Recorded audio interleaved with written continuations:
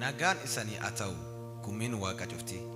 Kitaab Isaayyaa boqonnaa 40 lakkoofsa 1 akkan jetti waaqi keessa waan jedhu gumitii gara jabeessaa gumii Yerusaalemuu dubbii dansaa itti dubbadha waan jettaniin gargalii keessan guddaa yaa obbayi dab keessan la isanii araaraman. Ameen ameen.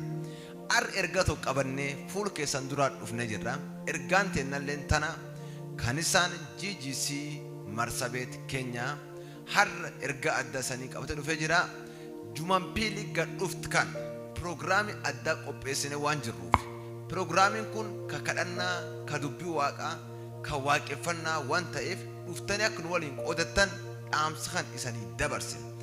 Nam dhukkubuu hin kadhannaa nam dhiba akka qabuu hin kadhannaa gizee dansaa waaqinuu kenna fayyinni hin ta'a wanni mamaan taati nami cuftinuu fulum jirtani yesan dhiyeessine kootta eebbitan nu waliin qoodadha waaqi sana eebbisu naga kennu tura.